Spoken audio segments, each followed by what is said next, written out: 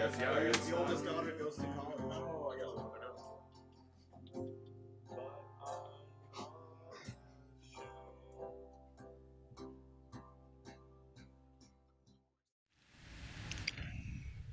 Under the United States Code in Section 106 of Title 17, the owner of an audio recording has exclusive rights to authorize when their work can be performed in a public setting. If you're out in a bar or a restaurant, or you're out shopping, or you're in a football stadium or something like that, and there's music playing, that is considered a public performance of a songwriter's songs. And under the Copyright Act, essentially they're owed royalties for songs. I've had a couple of songs of mine licensed for films and TV shows. So I have a song of mine that was used on an NBC sitcom called Ed. So I got the upfront licensing fee from that. But then I got a surprise a couple months later when I received my BMI check and got the payment in addition to the upfront money that you get for the licensing fee. Then, when that show airs, then you get money from the PRO as well. That actually requires what's called a public performance license. And that public performance license has to be obtained from songwriters because that's one of their exclusive rights under the Copyright Act. However, it'd be impossible for every single theater, bar, restaurant, store, or mall to license each individual song from each individual songwriter. So what songwriters have done, they've organized themselves essentially into 3 main performing rights organizations. You can think of these as unions of songwriters. And each one of those organizations then will license those songwriters' songs. And somebody's playing music in public, whether it's a band, or it's the radio that's playing, or a streaming service, or a DJ playing music. That is a public performance of a song.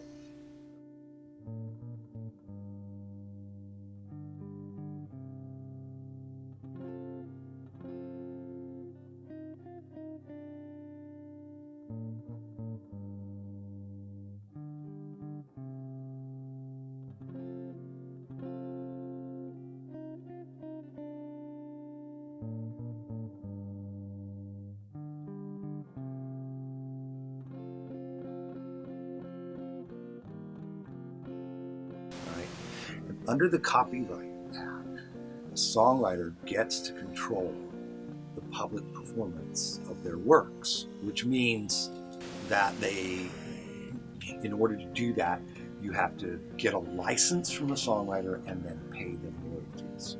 Okay, seems simple, right? Except there's millions of public establishments. Just think about the millions of bars there are. And there's millions of songwriters. So if each bar had to license each song, you end up with trillions of contracts, right? So that's obviously impossible. So the way we figured out how to do this is that songwriters organize themselves into essentially 3 performing rights organizations. So if you're a bar, you can play any song ever played, ever written. You can play any song ever written, by getting a license from those 3 organizations. You get one from ASCAP, you get one from BMI, you get one from CSAC, and that pretty much covers it, right? That's a lot easier than every single bar, or restaurant, or store having to license individually with a songwriter. Okay, and there's sort of this sampling process that isn't very accurate, where we sort of approximately figure out who's getting played, which songwriter songs are getting, and then it's divided up on a pro rata basis. Okay. Now, on something like a streaming service like Spotify, you know exactly which songs are performed, right? So that's a little more accurate, but essentially that's how it works. Songwriters make these performing rights organizations. They license the places that play music, and the performing rights organizations have to figure out how to divide that pool of revenue up for for songwriters. There's also this little thing called the BMI rate court, and there's also the ASCAP rate court, where really the rates for songwriters pay, royalties for songwriters, are actually set by these two federal judges. That worked pretty well for a long time, but over the last, 10, 15 years, songwriters feel like they've been taken advantage of, and that the Justice Department and these federal judges have pushed the rates down too low. So in 2018, a bill was passed called the Music Modernization Act. But one of the things it does is it loosens up some of the rules on how these rate courts regulate songwriters. And I'll go into a lot of detail about how evidence is presented in these courts for what's considered economically fair. An economic fair price for songwriters and performers will likely result in a higher rate for songwriters. Hi, I'm Andrew Rieger, and I play in a band called Elf Power that I've been playing in since the mid-90s. I'm the main songwriter.